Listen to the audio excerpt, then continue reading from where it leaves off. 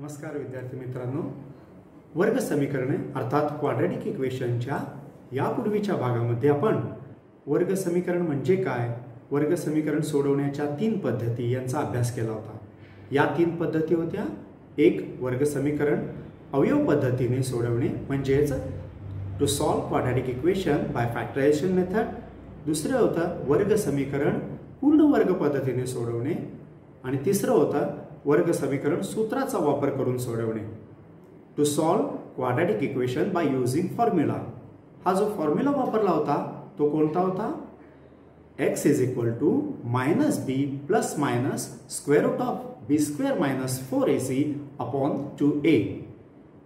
आजच्या भागामध्ये आपण वर्ग समीकरणाची जी मुळं आहेत, दोन मुळं येतात अल्फा आणि बीटा, ही दोन मुळं आणि वर्ग समीकरणाचे सहगुणक यांचा संबंध पाहणार आहोत। त्यानंतर मुळे दिली असता वर्ग समीकरणे कशी तयार करायची हे पाहणार आहोत आणि वर्ग समीकरणाचं उपयोजन म्हणजेच ॲप्लिकेशन ऑफ क्वाड्रॅटिक इक्वेशन या तीन घटकांचा अभ्यास करणार आहोत। तर आता वर्ग समीकरण यामध्ये मुळे व सहगुणक दिले असता त्यांचा संबंध ओळखणे हा भाग बघायचा आहे। त्याबरोबरच आपण मुळे दिली असता वर्ग समीकरण कसे तयार करायचे हे देखील बघायचं आहे। The relation between roots of quadratic equation and coefficients and to obtain quadratic equation having given roots. आपल्याला क्वाड्रॅटिक इक्वेशन अर्थात वर्ग समीकरणाचा सामान्य रूप जनरल फॉर्म माहिती आहे, ax square plus bx plus c is equal to 0। यामध्ये a b c हे कोएफिशियंट आहेत आणि आपण बाय फॉर्म्युला मेथडनं बघितलं होतं, आपल्याला एक फॉर्म्युला मिळाला होता x is equal to -b plus minus square root of b square minus 4ac upon 2a।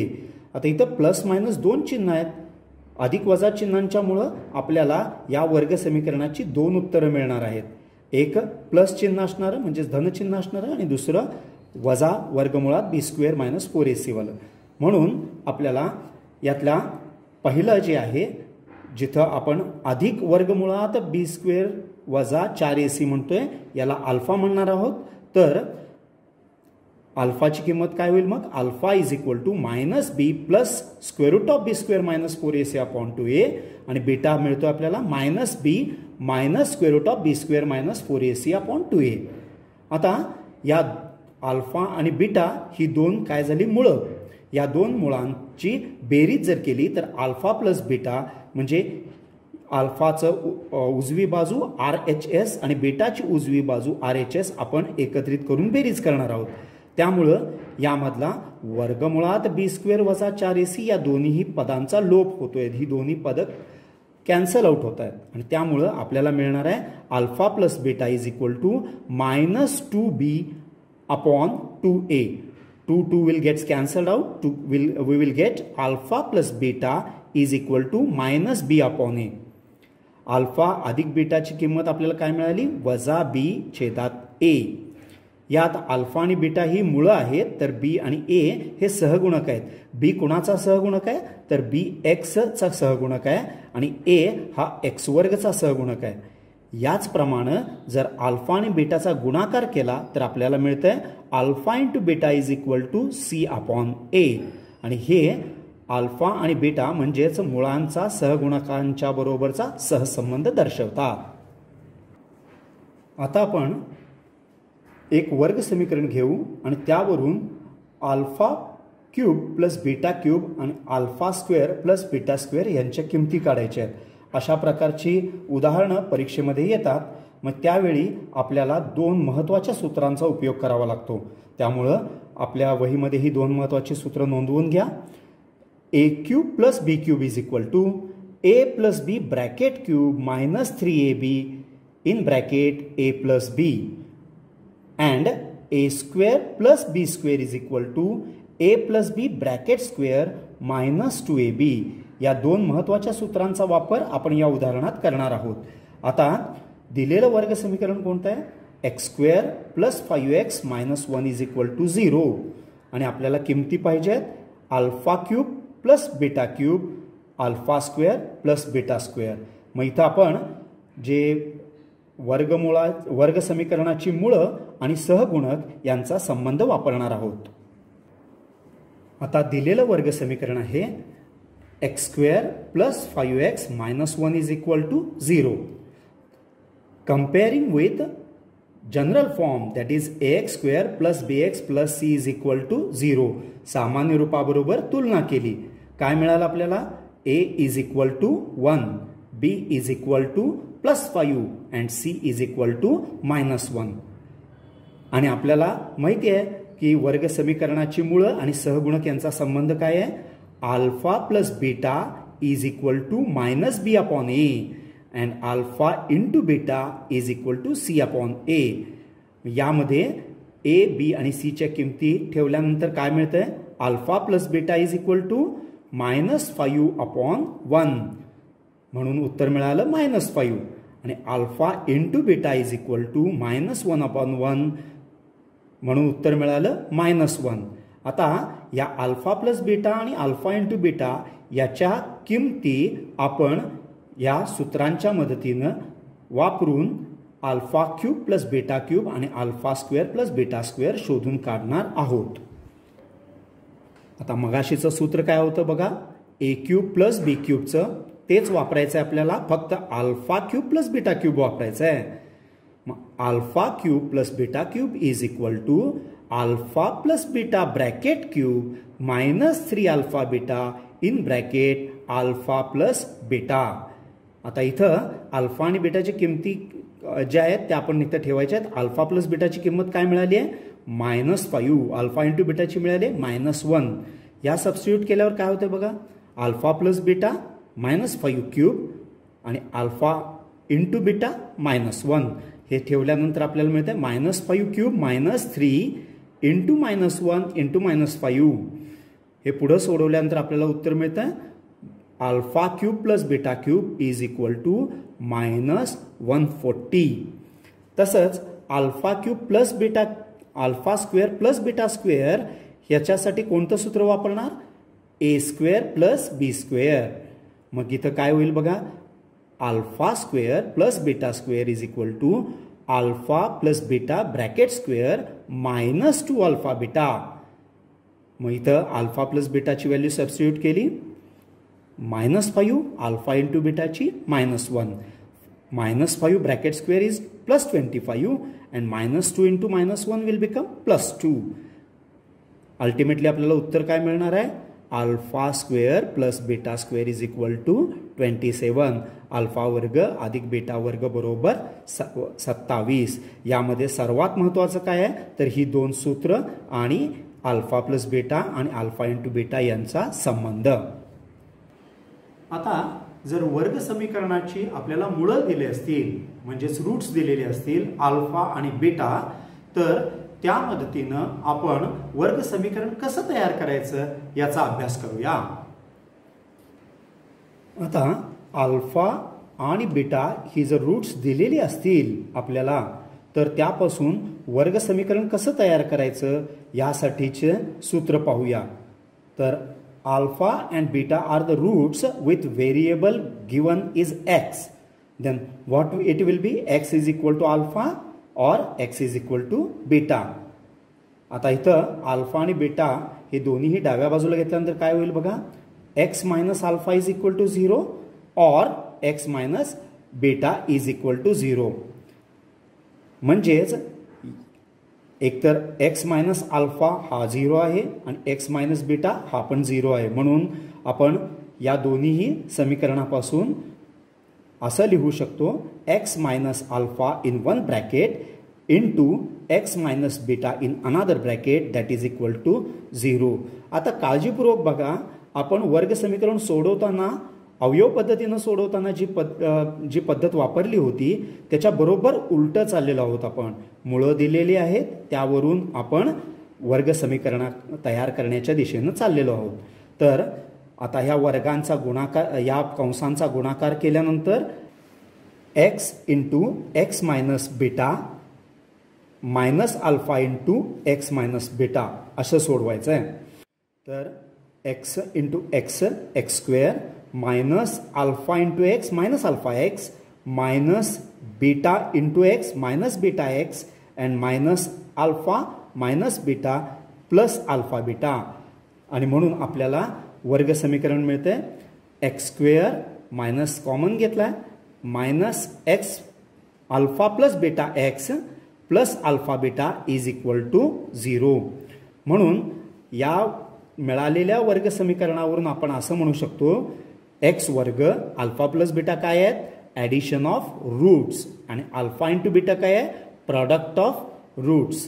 म्हणून आपल्याला सूत्र मिळतं एक्स वर्ग वजा मुळांची बेरीज एक्स अधिक मुळांचा गुणाकार बरोबर 0. आता अल्फा आणि बीटा दिल्यानंतर एक्स हे चल घेऊन वर्ग समीकरण कसं तयार करायचं तर अल्फा 3 दिलेला आहे आणि बेटा वजा 10 दिलेला आहे. म्हणून अल्फा प्लस बेटा काय मिळेल 3 minus 10 that is -7. Alpha into बेटा काय मिळेल 3 into -10 that is equal to -30. म्हणून alpha plus beta is equal to -7 alpha into beta is equal to -30.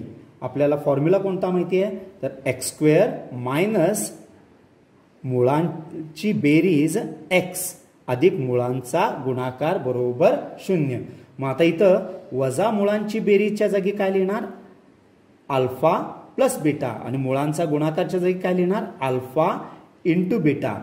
म्हणून आपल्याला इक्वेशन मिळते x square minus -7 alpha plus beta is -7 therefore in bracket -7x plus in bracket -30. का बरं तर alpha into बेटा किती आहे -30 आहे. म्हणून आपल्याला शेवटी वर्ग समीकरण काय तयार होतंय x square plus 7x -30 is equal to 0. या स्पष्टीकरणा आधारे तुम्ही प्रॅक्टिस सेट 2.5 हा पूर्ण सोडवून पहा. त्यानंतर आपण पुढचा भाग पाहणार आहोत ते वर्ग समीकरणाचे उपयोजन म्हणजेच ॲप्लिकेशन ऑफ क्वाड्रॅटिक इक्वेशन. यामध्ये काय येणार आहे तर यामध्ये शाब्दिक उदाहरणांचा समावेश आहे. ही शाब्दिक उदाहरणं कशा कशावर आधारित असतात तर स्पीड डिस्टन्स टाइम म्हणजेच वेग अंतर आणि काळ तसेच वय नैसर्गिक संख्या त्यानंतर वस्तूंची खरेदी विक्री आणि काही भौमितिक आकृत्यांच्या मदतीनं आपण वर्ग समीकरणाचा अभ्यास करणार आहोत. हे वर्ग समीकरण तयार करताना आपल्याला महत्त्वाचे 2 मुद्दे लक्षात ठेवायचे आहेत. त्यातला एक आहे की वर्ग समीकरणामध्ये नेहमी एकच चल असतं तर वर्ग समीकरण तयार करत असताना 2 घटकांमधला सहसंबंध ओळखला पाहिजे आणि मग आपण वर्ग समीकरण तयार करून सोडवू शकू. एक वर्ग समीकरण तयार करण्यासाठी शाब्दिक उदाहरण वाचल्यानंतर नेमकं काय करायचं आहे तर या 5 पायऱ्यांचा वापर करणार आहोत. पहिला प्रश्न काळजीपूर्वक वाचा read the question. Second mark the mathematical symbols in it त्यात जी जी गणिती चिन्ह वापरता येणं शक्य आहे तितकी वापरा. तिसरं आहे यूज व्हेरिएबल एकाच चलाचा वापर करा.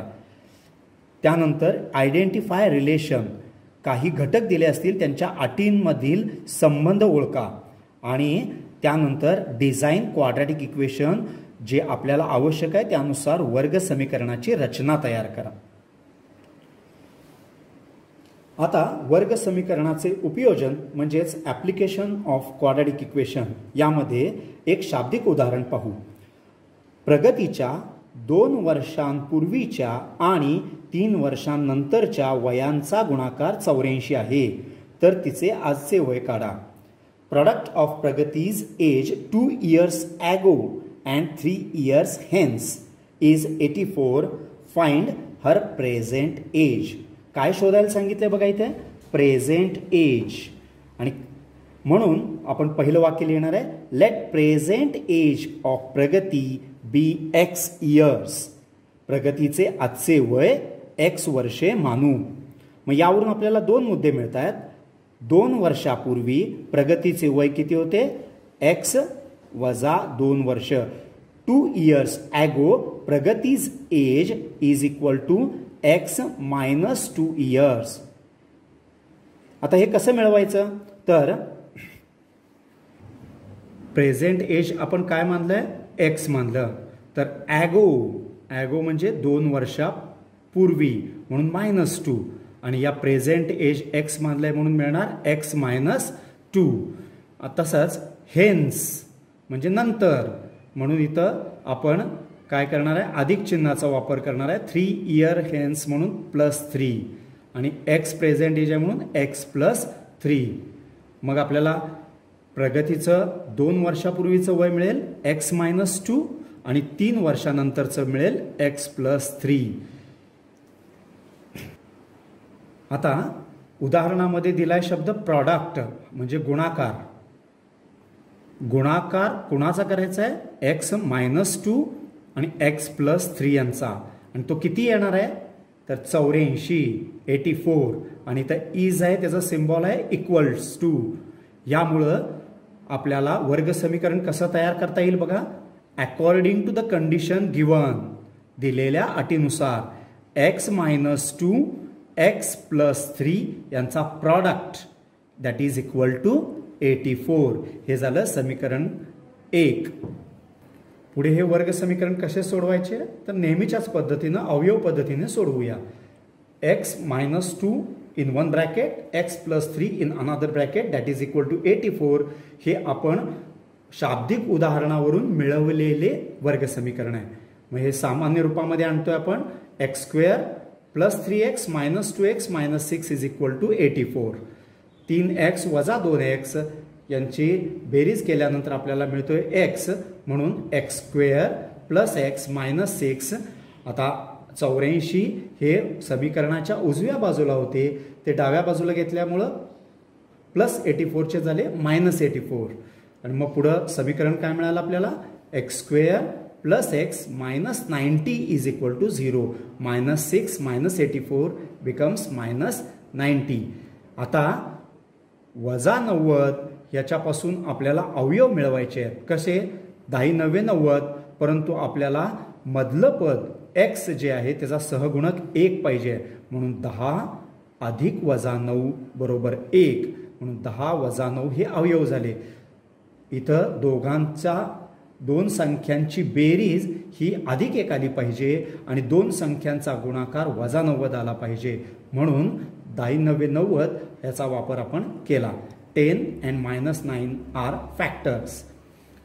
Now x² + 10x - 9x is -90 is = 0. आपल्याला काय मिळालं बघा, x² + 10x - 9x - 90 = 0. पहिल्या 2 पदांमध्ये म्हणजेच x² + 10x यामध्ये सामाईक घेतले x म्हणून राहिले काय, x + 10.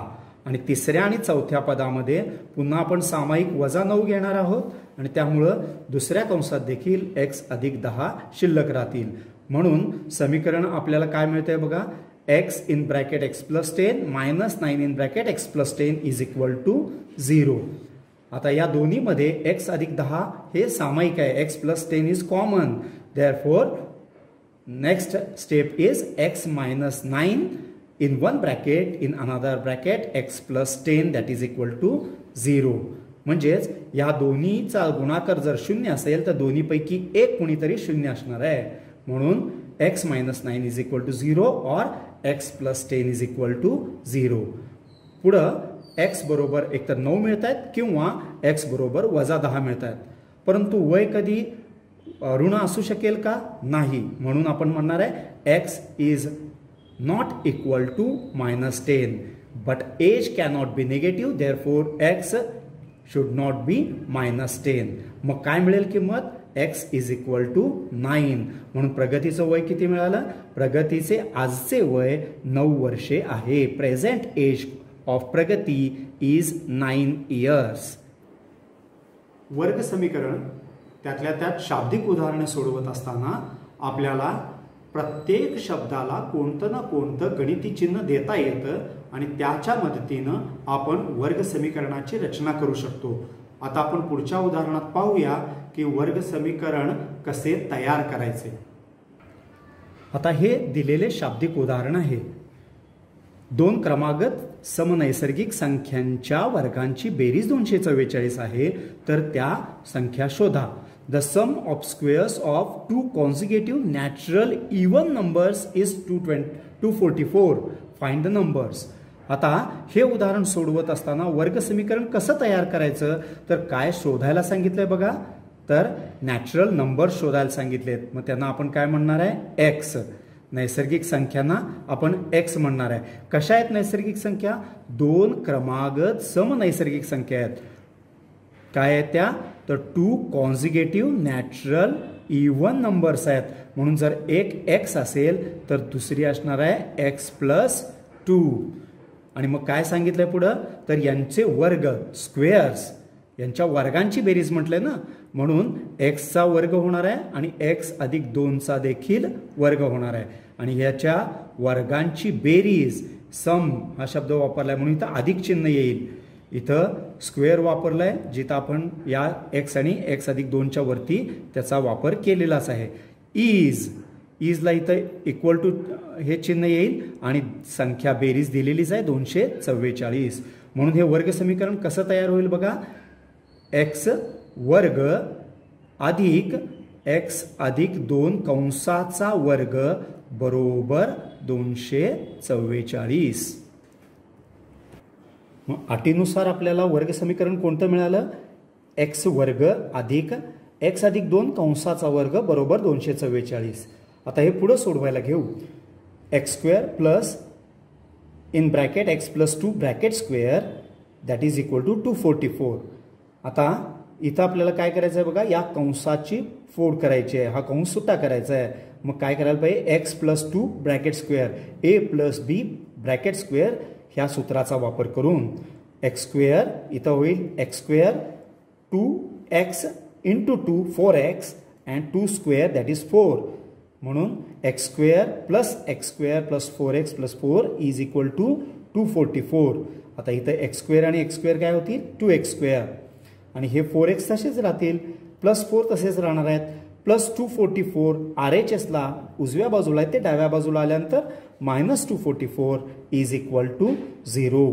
आता इथं बघा 2x स्क्वेअर प्लस 4x आणि इथं 244 minus plus 4 that is minus 240 is equal to 0. आता या पूर्ण समीकरणाला जर आपण 2 न भागाकार केला तर काय होईल, dividing this equation by 2 we will get x square plus 2x minus 120 is equal to 0.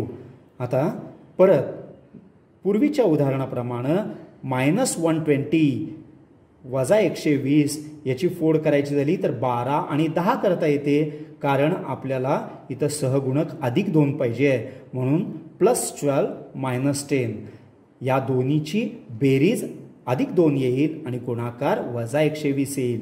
म्हणून आपलं वर्ग समीकरण रूपांतरित होणार आहे x square plus 12x minus 10x minus 120 is equal to 0. पहिल्या दुसऱ्या टर्ममधून x कॉमन घेतले, x प्लस 12 राहतील. तिसऱ्या चौथ्या टर्ममधून वजा 10 कॉमन घेतले, x प्लस 12 x अधिक 12 शिल्लक राहणार आहेत. म्हणून यापासून 2 कंस मिळतात आपल्याला, x minus 10 x plus 12 both equal to 0. यावरून एक्सच्या 2 किमती मिळतात, x बरोबर 10 किंवा x बरोबर वजा 12. आता आपण जे सर्व उदाहरण सोडवतोय ते नैसर्गिक संख्यांच्या संबंधात असल्यामुळं नैसर्गिक संख्या कधी ऋण असतात का, नाही. म्हणून x is not equal to minus 12. X हे वजा 12 असू शकणार नाहीत. मग एक्सची किंमत कोणती उरली, तर एक्स इज इक्वल टू 10. जर एक्सची किंमत 10 मिळाली तर त्या 2 नैसर्गिक समसंख्या कोणत्या असतील, तर 10 व 12. म्हणून आपल्याला उत्तर मिळालं 2 क्रमागत नैसर्गिक समसंख्या 10 व 12 असतील. X is equal to 10 and x plus 2 is equal to 12. आत्तापर्यंत एक वयाशी संबंधित उदाहरण पाहिले, दुसरे नैसर्गिक संख्यांच्या संदर्भातील उदाहरण पाहिले. आता आपण स्पीड, डिस्टन्स आणि टाइम याच्या संदर्भातील उदाहरण पाहूया. मी उदाहरण वाचतोय. एका नदीत बोटीने प्रवाहाच्या विरुद्ध 36 किलोमीटर जाऊन परत त्याच जागी येण्यास प्रतीकला 8 तास लागतात. बोटीचा संथ पाण्यातील वेग ताशी 12 किलोमीटर असल्यास नदीचा प्रवाहाचा वेग काढा. प्रतीक text 8 hours to travel 36 kilometer downstream and return to the same spot. The speed of boat in still water is 12 kilometer per hour. Find the speed of water current. आता काय शोधायचं आहे त्याला पहिल्यांदा खूण करून घेऊया. Find the speed of water current. नदीच्या प्रवाहाचा वेग x किलोमीटर प्रति तास मानू. या व्यतिरिक्त काय दिलंय आपल्याला तर the speed of boat in steel water. स्थिर पाण्या संथ पाण्यामध्ये बोटीचा वेग किती दिलाय 12 किलोमीटर प्रति तास. 12 kilometre per hour. This is given. मग प्रवाहासोबत बोटीला जाण्यासाठी 12 अधिक x एवढा त्याचा स्पीड होणार आहे. म्हणजेच काय तर प्रवाहाची स्पीड आणि बोटीचा स्पीड यांची बेरीज होतीये म्हणून speed of boat plus speed of water that is 12 plus x kilometre per hour. आता अपस्ट्रीम म्हणजे प्रवाहाविरुद्ध. हे दोन शब्द लक्षात ठेवा. डाऊनस्ट्रीम म्हणजे प्रवाहासोबत जिथं नदीचा पाण्याचा वेग आणि बोटीचा वेग यांची बेरीज होणार आहे. आणि अपस्ट्रीम इथं प्रवाहाच्या विरुद्ध म्हणजे नदीचा प्रवाह बोटीला विरोध करणार आहे म्हणून 12 वजा x किलोमीटर प्रति तास. म्हणून 12 minus x kilometre per hour is speed of boat upstream. आता उदाहरणामध्ये आपल्याला काय काय मिळालं तर प्रवाहाचा वेग x, स्टील वॉटर 12 किलोमीटर प्रति तास, डाऊनस्ट्रीम 12 अधिक x किलोमीटर प्रति तास, upstream 12 minus x kilometre per hour. आणि आपण एक महत्त्वाच्या सूत्राचा वापर करणार आहोत ते म्हणजे speed is equal to distance upon time. म्हणजे टाइम काय होईल डिस्टन्स अपॉन स्पीड. मग डाऊनस्ट्रीमचा टाइम किती लागेल इथं स्पीड आहे बरं का. आता डाऊनस्ट्रीमचा टाइम किती लागेल बघा 36 किलोमीटर एकूण आणि गती आहे 12 अधिक x म्हणून 36 अपॉन 12 प्लस x हा डाऊनस्ट्रीम टाइम झाला. अपस्ट्रीम टाइम किती झाला मग 36 अपॉन 12 मायनस x. म्हणून दिलेल्या उदाहरणाची एक अटीवरून आपण सूत्र तयार करू शकतो. एक समीकरण तयार करू शकतो. कोणतं from condition given 36 upon 12 plus x म्हणजे downstream plus 36 upon 12 minus x म्हणजे upstream is equal to 8. This is equation number 1. आता हे समीकरण सोडवण्यासाठी छेदामध्ये 12 अधिक x आणि 12 वजा x आहेत म्हणून त्याचा लसावी LCM काय मिळतोय 12 plus x in one bracket 12 minus x in another bracket. म्हणून या पूर्ण समीकरणाला आपण कशानं गुणणार आहे 12 अधिक x आणि 12 वजा x यानं गुणणार आहे. त्यामुळे आपल्याला समीकरण काय मिळेल बघा 36 कंसामध्ये 12 वजा x अधिक 36 कंसामध्ये 12 अधिक x बरोबर 8 कंसामध्ये काय होईल 12 अधिक x 12 वजा x. आणि मग आपल्याला हे पुढे वर्ग समीकरण सोडवून आपण उत्तर मिळवणार आहोत. त्यासोबतच आपल्याला एक सूत्र माहिती आहे a plus b into a minus b is equal to a square minus b square. याचा आपण वापर इथं करणार आहोत. आता डाव्या बाजूला 36चा गुणाकार केल्यानंतर 36 आणि 36 दोन्हीमध्ये सामायिक आहे म्हणून 12 वजा x आणि 12 अधिक x हे एका कंसात येऊन बेरीज होणार आहे. आणि उजव्या बाजूला 12 अधिक x 12 वजा x हे या सूत्राप्रमाणे 12चा वर्ग वजा x चा वर्ग असे होतील. त्यानंतर पाहूया आपण डाव्या बाजूला 36 तसेच राहतील 12 आणि 12 24 होतील आणि x आणि वजा x हे एकामेकाला कॅन्सल आउट होतील. त्यानंतर या उजव्या बाजूला 12चा वर्ग 144 आणि x चा वर्ग x स्क्वेअर म्हणून 144 मायनस x स्क्वेअर असं आपल्याला मिळेल. पुढे हे उदाहरण सोडवल्यानंतर आपल्याला लक्षात येईल की या 8 यानं कंसाला गुणलेलं आहे, म्हणून आपण या पूर्ण समीकरणाला 8 ने जर भागाकार केला तर आपल्याला इथं 24ला 8चा भागाकार जाऊन राहत आहे 3, म्हणून 36 × 3 = 144 - x², असं आपल्याला समीकरण मिळणार आहे. आता याचं रूपांतर आपल्याला कशात करायचं आहे? सामान्य वर्ग समीकरणामध्ये करायचं आहे. म्हणून 36 × 3 108 आणि सोबत इथं येणार आहेत 144 - x². मग आता इथं वर्ग समीकरण अवयव पद्धतीनं सोडवायची गरज आहे का? नाही. बारकाईनं जर बघितलं तर या वर्ग समीकरणाचं रूपांतर कसं होते बघा, x² = 144 - 108, म्हणून इथं x² = 36 मिळणार आहेत. आणि शेवटी याचं taking square root on both side, याचं वर्गमूळ घेतल्यानंतर काय मिळणार आहे? x बरोबर +6, x = ±6, म्हणून x च्या दोन किमती मिळतील, x = 6 और x = -6. परंतु इथे बोटीचा वेग हा ऋणमध्ये असू शकेल का? नाही. म्हणून x is -6 is not acceptable, x is not equal to -6. म्हणून शेवटी आपल्याला उत्तर काय मिळणार आहे? x = 6. The speed of water current is 6 km/h. शाब्दिक उदाहरणांचा जितक्या जास्तीत जास्त सराव कराल तितकं कौशल्य तुम्हाला प्राप्त होईल. परीक्षेमध्ये वर्ग समीकरण यावरची शाब्दिक उदाहरणं अधिकाधिक गुणांच्यासाठी असतात आणि ती महत्त्वपूर्ण असतात. त्यामुळं तुम्ही अशा उदाहरणांचा जास्तीत जास्त सराव करा. प्रॅक्टिस सेट 2.6 हा सुद्धा त्यावरच आधारित आहे.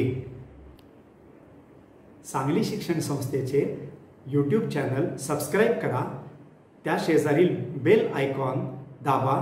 त्यामुळे तुम्हाला वेळच्या वेळी YouTubeवर येणाऱ्या व्हिडिओचे नोटिफिकेशन मिळेल. आणि लाईक करायला विसरू नका.